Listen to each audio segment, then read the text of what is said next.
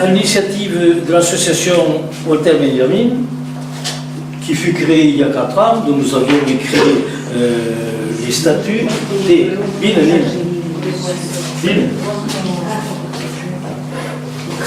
je t'ai gardé une chaise confortable. Pardon. Le là, peut-être. Non, je suis gentil. La réunion présentera 3 aspects, ou 3 parties du moins. Je ne vous garderai pas plus d'1 heure. Et au bout d'1 heure, vous dites stop. La première partie, c'est pour évoquer Walter Benjamin, la création du chemin Walter Benjamin. Ensuite, on va essayer d'accompagner Walter Benjamin sur ce sentier.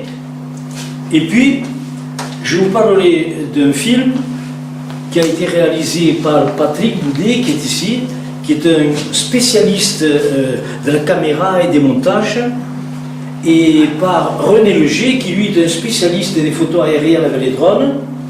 Moi, je me contente de proposer des thèmes, des lieux, des petits commentaires, et eux font l'essentiel, c'est-à-dire qu'ils filment, qu'ils montent, etc. Donc, il y aura 3 parties. Tout d'abord, parler du chemin Walter Benjamin. Ce chemin est très fréquenté. Ce matin, au petit matin, à l'heure où je partais faire les vendanges, 4 personnes étaient devant le monument de Puy-Delmas. Ils m'ont demandé, dans un français douteux, par où passer le chemin Walter Benjamin. Je les dois accompagner, là, il y a les petits escaliers qui descendent avant d'aborder le chemin qui va vers la cabanette. Lorsque je suis revenu des vendanges, un monsieur et une dame avec des bâtons de marche, même chose, étaient au monument, ils cherchaient, qu'est-ce que vous cherchez? On dit voilà, on va aller jusqu'en Espagne, faire le chemin de Walter Benjamin. Donc rien qu'aujourd'hui, moi je n'ai vu 4 et 2, 6. Donc chaque jour, ce chemin est fréquenté. Mais voilà que 4 jours, chaque année, je le dis à Mimi et à Jean-Pierre, chaque année, je reçois un autobus d'Allemands qui vient, qui visite l'Espagne, il remonte en Allemagne en autobus, mais ils veulent à tout prix fouler les pas de Walter Benjamin. Donc, chaque année, un autobus vient. Cette année, ils sont venus. Et depuis 3 mois, on s'était mis d'accord pour qu'ils viennent tel jour, à telle heure. Je les attendais au pont de Puy-Delmas. L'anecdote est la suivante. C'est qu'ils m'ont téléphoné, ils m'ont dit Roger, on ne retrouve plus le lieu de stationnement, pourtant nous sommes à Vagnos. Eh bien, c'est sur le pont de chemin de fer, comme d'habitude. Mais là où on est, il n'y a pas de chemin de fer. Ils étaient à Vagnos d'Alsace. Ils avaient mis le GPS qui les accompagnait à Vagnos, donc ils sont arrivés avec 20 petites minutes de temps. Mais ce jour-là, pour des raisons familiales importantes, je ne pouvais pas les accompagner. J'ai donc fait appel à notre ami Jean-Pierre Delambre. La veille, nous sommes allés sur le chemin pour lui dire, voilà, tu passes ici, tu peux en passant leur dire ça et ça. Et chaque fois, lorsque nous faisons ce chemin, ces braves gens, ils sont âgés, hein. Ils ont mon âge, et certains beaucoup plus. Certains ne marchent pas trop vite, donc il faut s'adapter à leur rythme. Et avant de partir, les gens de l'autobus font un petit don pour l'association. Et aujourd'hui, président et trésorier, M. Jean-Pierre Delambre, publiquement, va vous remettre quelque chose d'intéressant. Voilà, inattendu, c'est la surprise dont je te parlais. Jean-Pierre les a accompagnés à ma place, et ces gens-là, voilà, la trésorière là, le président là, devant tout le monde, voilà. C'est... Ils m'ont chargé de vous remettre des petites dons. Bravo Jean-Pierre, merci. Merci. Merci à toi, sincèrement. Alors chaque année, il donne quelque chose. Il n'y a pas que des Allemands qui s'intéressent à Walter Benjamin, il y a des Suédois qui sont là. Bienvenue. Qui ont acheté mon livre. Bienvenue. Voilà, 2 Suédois. Alors, ben voilà, donc ce chemin est très fréquenté. Comment est né ce chemin? En l'an 2000, M. Georges Rudner, un Allemand qui, je pense, exploite des hôtels du côté de la Gironde, est venu à Vagnos et a demandé au maire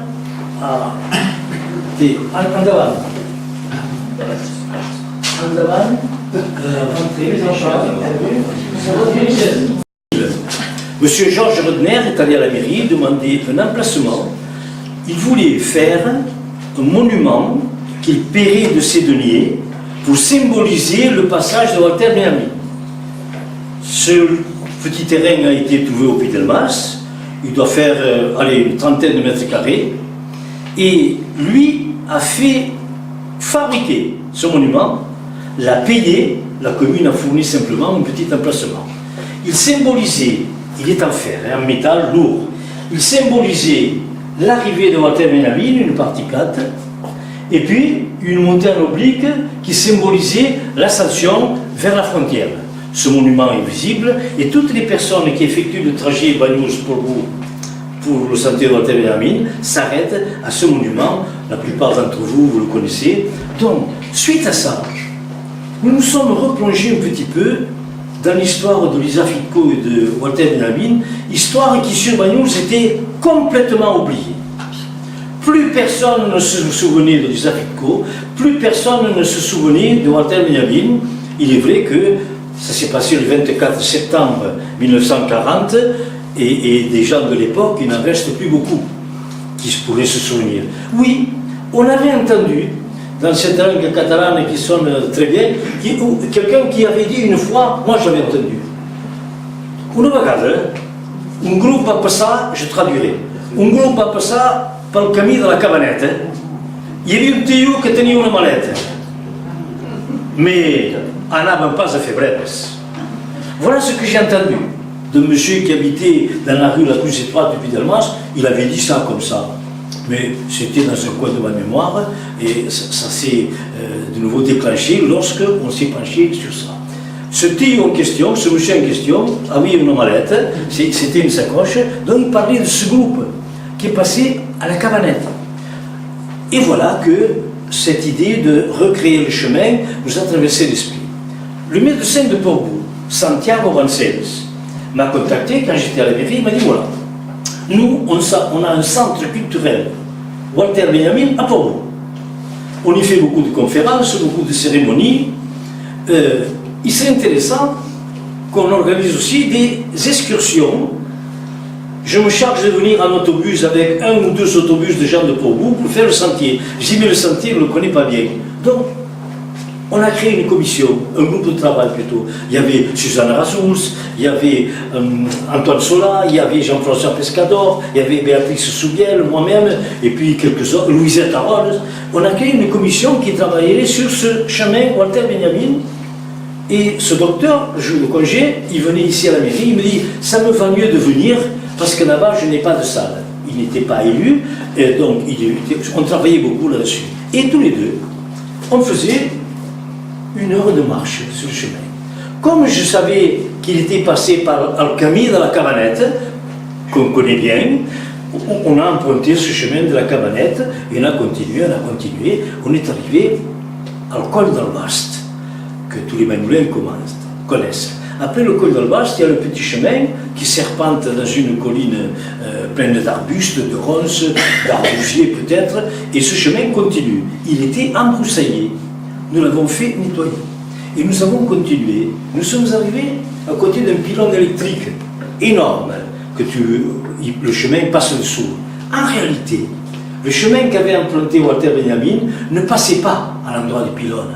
Avant le pylône, il tournait à droite et il remontait jusqu'à la source dite du Bana, une source où il s'est arrêté, d'après les écrits de Lisa Fitko, où il s'est arrêté pour se désaltérer. Si vous y allez, la source y est toujours. Et toute l'année, il y a une mare. En été, au printemps, il y a des grenouilles. En hiver, elles coulent sans arrêt. Avant, il y avait un jet assez conséquent qui sortait de la roche. Et un beau jour, un monsieur, pensant bien faire, a mis un petit tube en acier, comme ça, a planté dans la roche un tube en acier pour que les gens puissent mieux récupérer l'eau qui sortait. Et la source a été déviée, et elle coule 10 fois moins qu'avant. Il n'y a qu'un petit filet d'eau qui coule, alors qu'avant, ça coulait vraiment, à la fontaine du Bana. Pourquoi je peux l'affirmer avec certitude? Parce qu'enfants ou adolescents, nous rôdions dans ces chemins. Puisque nos parents disaient en été, ne descendez pas en ville, il y a la mer, il y a le danger, et le danger était pire à la montagne, et on rôdait toute la montagne. Mais bon, c'était comme ça. Pendant les vacances, les gars du Puy d'Elmas, on restait au Puy d'Elmas et dans l'arrière-pays. Donc, nous voici à la source du Bana. Après la source du Bana, un léger chemin qui monte un petit peu, qui est nettoyé par les chasseurs et maintenant par la communauté de communes, Univeil. On arrive dans des éboulis particuliers, des éboulis qui viennent, les roches viennent d'en haut, du côté du mont Caroche et du côté de las Portes, et le chemin passe par des éboulis, dangereux. Parce que si on peut tomber de ces éboulis. Et voilà qu'on arrive au col de Rompissa. Le col de Rompissa, on le voit d'ici de Venus, c'est une partie plate au pied de Caroche. Le col de Rompissa a la particularité d'être un champ de serpollet. C'est là, le serpollet, ça ressemble au thym, mais ça rampe plutôt que de grandir. C'est à cet endroit-là que des vieux Bagnoulins ou des vieux Puigmazins, et j'en ai connu, allaient avec un sac en jute et remplissaient le sac de serpollet pour guérir les maux intestinaux. À l'époque, c'était comme ça, on se faisait des infusions, des décoctions, mais ils allaient chercher un serpoll, comme on dit en catalan, en cercar un sac de serpoll. Certains ont connu peut-être Manuel depuis Delmas, Philippe, je connaissais tout, Manuel. Manuel allait là-bas chercher un sac de serpoll, tu l'as connu toi aussi, pas mal de gens. Voilà. Et nous voici au col de Rompissa. Et après, l'inquiétude, mais avec Santiago Vancells, on faisait 1 heure, puis on s'arrêtait, on se disait, bon, où est-ce qu'il a pu passer? Et on continuait. Donc ce chemin a été recréé par déduction, presque à tâtons. Une chose est certaine, c'est qu'à certains moments, le chemin passe sur la crête, actuellement. Mais qu'à côté, il y a une sorte de trou en V. Il passait toujours au fond du trou en V. Pourquoi? Parce que la nuit, quand on marche, en bas, le bruit ne se répand pas. Quand tu marches sur une crête, le bruit se répand. Deuxièmement, les nuits de pleine lune, de loin, on peut voir ta silhouette. Donc, ce chemin, c'était le chemin de contrebandiers. Ces contrebandiers qui ont rendu Bagnoul célèbre et qui passaient dans ces chemins-là pour passer du tabac, des tonnes de tabac, du côté français au côté espagnol, puisque les taxes en Espagne étaient très élevées, et les contrebandiers bagnoulins, les nombreux contrebandiers bagnoulins, les centaines de contrebandiers bagnoulins, j'ai bien dit des centaines, puisque, parenthèse, comme il n'y avait pas assez d'hommes pour porter le tabac, on louait des gens de Perpignan, qui venaient au forfait travailler la nuit pour porter le tabac. C'est pas moi qui l'ai deviné, ça, ce sont des écrits qui apportent témoignages, et ils sont formels ces témoignages, puisqu'elle est nomment les gens. Donc on connaît les ancêtres de certains Bagnoulins ont des ancêtres contrebandiers, ce qui ne gêne rien. Donc nous voici donc arrivés maintenant au col de Rompissa, au plat de Rompissa. Le problème est le suivant, c'est qu'à partir de Rompissa, il y a un chemin qui part à gauche, plus court, qui passe au dolmen de la Farelle, et un chemin qui passerait en face dans une petite forêt et qui contournerait Portbou et arriverait à Portbou par le sud. Un chemin bien plus long. Ce qui est embêtant par rapport au plus court, c'est qu'on domine Cervère et qu'on est sur la frontière et qu'on peut nous voir. Mais ça n'a pas d'importance, puisque nous sommes en 1940. Bagnoul n'est pas occupé. Les Bagnoulins ne vont qu'à leurs occupations. Ils font les vendanges, ils vont à la vigne, ils vont au jardin. Oui, il y a ce qu'on appelle les chemises noires, paraît-il, qui garderaient la voie ferrée. Bien sûr, il y a des douaniers. Bien sûr, il y a des policiers. Bien sûr, c'est normal. Mais, Santiago Vancells, là je vais vous livrer un secret, mais qui n'a rien de particulier. Santiago m'a dit, voilà, viens un jour à Portbou et on demande aux gens par où est passé Walter Benjamin. Et personne n'a trouvé de réponse. Personne ne se souvenait de ce fait qui a marqué l'histoire. Certains, ah, peut-être il est passé par là, peut-être il est passé par là. Et Santiago m'a dit, Roger, c'est toi qui décides. Tu vas dire le chemin et c'est celui qu'on gardera. J'ai dit, écoute, logiquement, fatigué comme était Walter Benjamin, qui souffrait d'anémie cardiaque et qui est décédé là-bas, mais qui pouvait à peine marcher, je pense qu'il a pris le chemin le plus court. Donc, allons par le chemin le plus court. Donc, sur la gauche, le chemin qui passe de Rompissa vers la gauche, sous Caroche, et qui descend jusqu'au dolmen de la Farelle et puis jusqu'à Portbou, c'est le plus court. Et à mon avis, c'est celui-ci qu'ils ont pris. À part vous, personne ne se souvenait de rien. Certains ont émis des hypothèses. Ah, peut-être il est passé par là-bas, ou alors il est passé par là. Les seuls avis qu'ils ont donnés, c'est sur sa mort. La majorité dit qu'il s'est suicidé. Et certains écrits portent témoignage. Et certains disent qu'on l'a suicidé. Il y a une lettre, sa dernière Il y a lettre. une lettre, voilà. Donc, à Cordoue, il y avait une discussion là-dessus. Mais peu de personnes se souviennent.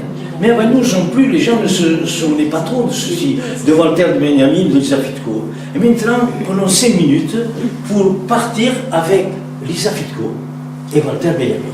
On part avec eux. Walter Benjamin est arrivé de Provence. D'après Lisa Fitko, à pied. Lorsqu'ils sont arrivés, ils ont trouvé le maire de l'époque, M. Vincent Azéma, qui leur a indiqué le chemin par lequel ils pourraient accéder à la frontière et descendre vers Provence. Mais Lisa Fitko, c'était la première fois qu'elle faisait ce chemin. Lisa Fitko, je dirais que c'était une héroïne, une idéaliste, une humaniste. Son idéal l'a guidée dans toutes ses actions et ne supportait pas ce que les nazis faisaient subir non seulement aux juifs, mais aux gitans, aux homosexuels, etc. Elle ne supportait pas ça. Et cette dame habitait au numéro 16 de l'avenue de Puy-Delmas. Et à côté, il y avait les douaniers. On était presque protégés, parce que dans le numéro 16, il y avait la maison de Lisa Fitko, et au numéro 18... Est-ce que ce numéro 16, c'est la villa Ventajou? Oui, bien sûr, absolument. Je voulais savoir ça. Absolument. Ça s'appelle la villa Ventajou, mais ce n'est pas une villa, puisque ce sont des maisons étroites, comme maisons de pêcheurs, accolées les unes aux autres. Mais Madeleine me dit qu'il y avait dans quelqu'un de la famille qui... ça, c'est la villa Ventajou. qui était encore par là. Le numéro 16 de l'avenue Puy-Delmas, c'est la villa Ventajou, et au numéro 18 qui touche le 16, c'est là où étaient les douaniers. Eh oui. Donc il y avait les douaniers à ses pieds et elle était en haut. Pourquoi là? Parce que face à l'église, il y a un bâtiment énorme. Toutes les fenêtres se ressemblent. Des dizaines de fenêtres. Pourquoi? C'était un hôtel.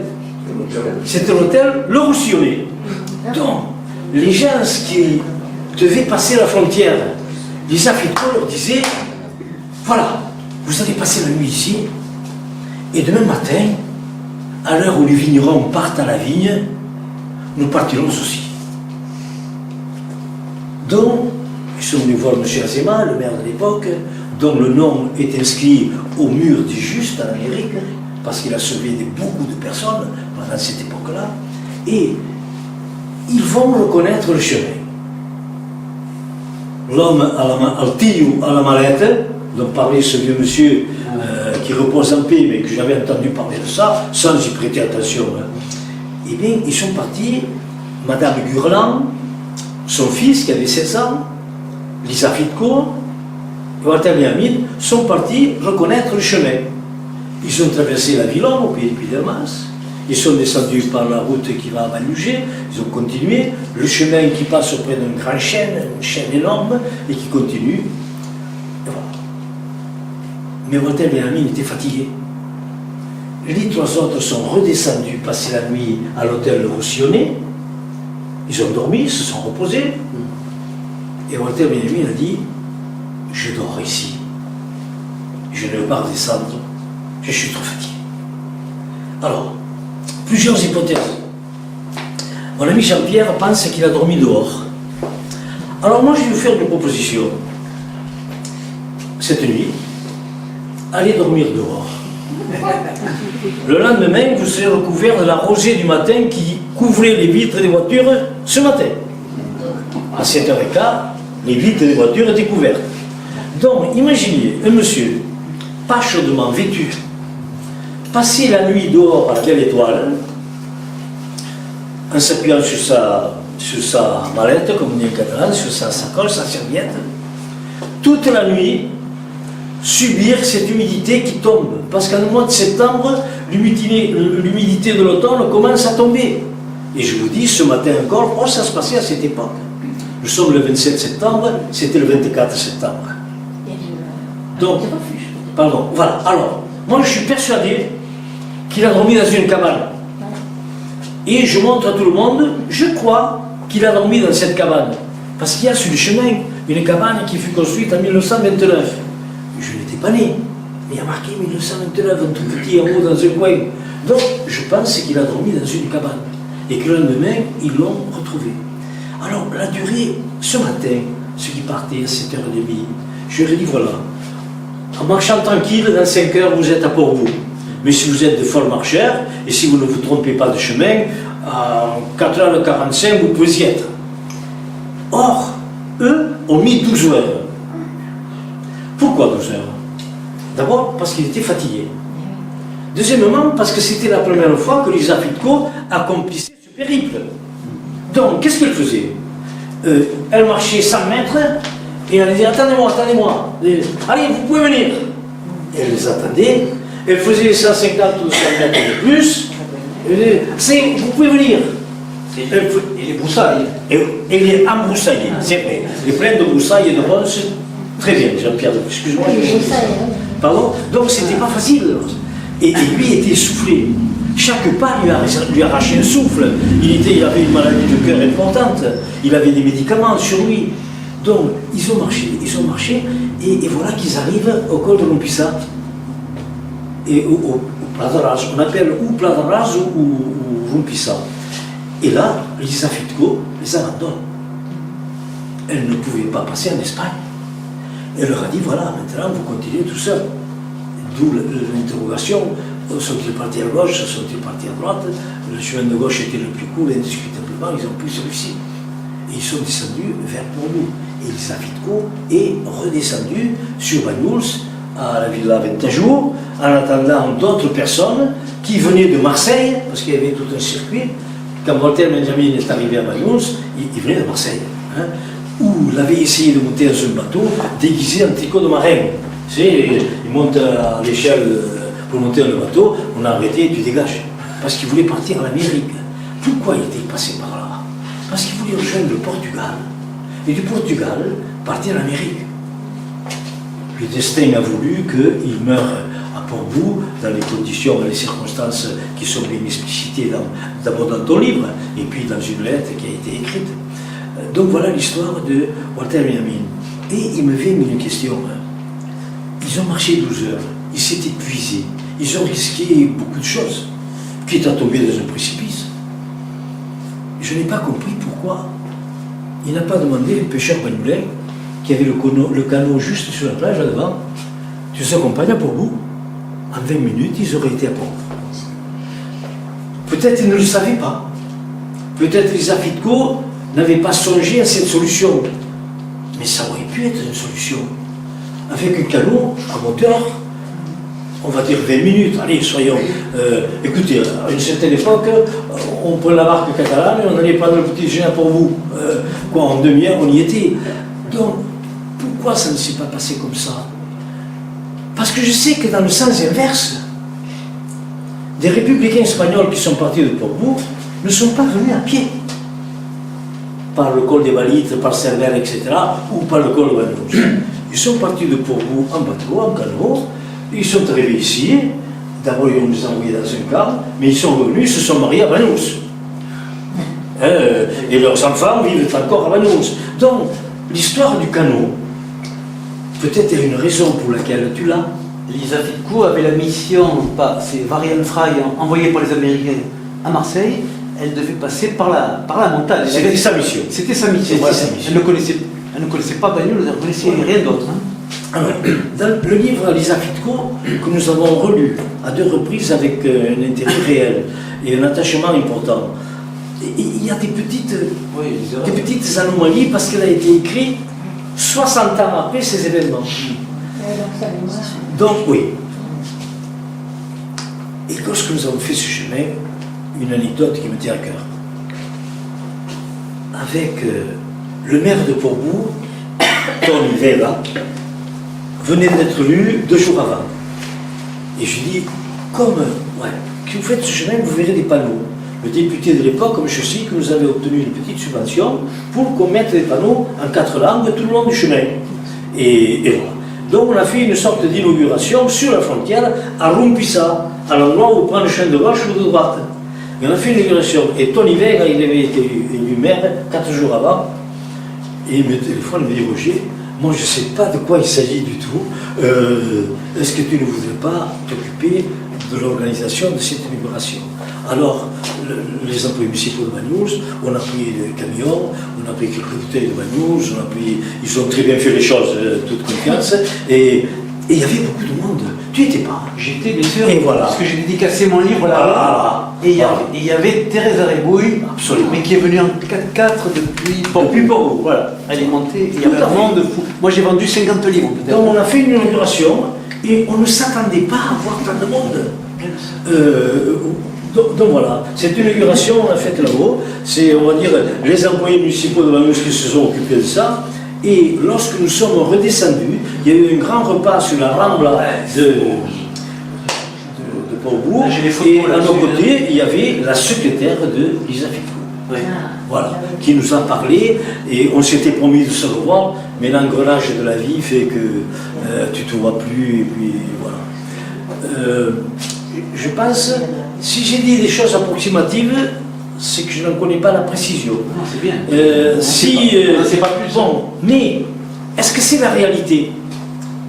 La vérité est parfois très élastique. Et la vérité, ta vérité n'est pas forcément la mienne.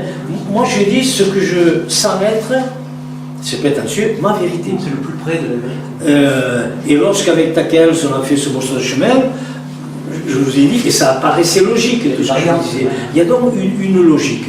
Mais en l'an 2000, plus personne à Banyuls ne se souvenait ni de Lisa Fitko, ni de Walter Benjamin. Et si ce n'est pas ce monsieur Rutner qui a fait ce monument au Puy-de-Dôme, eh bien, peut-être Chamion aurait refait ça.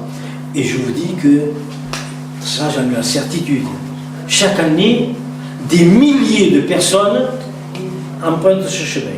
Regardez, aujourd'hui, son monument est à côté de chez moi. Donc aujourd'hui, je suis à la vigne, j'en ai vu 6. Peut-être, pendant que j'étais à la vigne, d'autres sont passés. Tous les jours. Voilà, le couple suédois a fait une partie aujourd'hui, une partie du chemin. Même ceux qui, quand je suis revenu vers 1h, il y en a 2 qui partaient, chapeau, avec un chapeau. Et les 2. Et je dis, est-ce que vous avez de l'eau? Parce qu'il faisait très chaud déjà. Il me dit, non, on fait le chemin, on va jusqu'à Portbou. Est-ce que vous avez de l'eau? Le gars m'a montré des bouteilles d'eau. J'ai mis du lisa au soleil, mets-le dans le sac, parce que ça va être très chaud. Mais si vous passez à la fonte d'Albana, ce petit jet d'eau qui coule, elle est potable, puisqu'elle est filtrée par les roches. Voilà. Cette partie a été un peu longue, vous m'excuserez.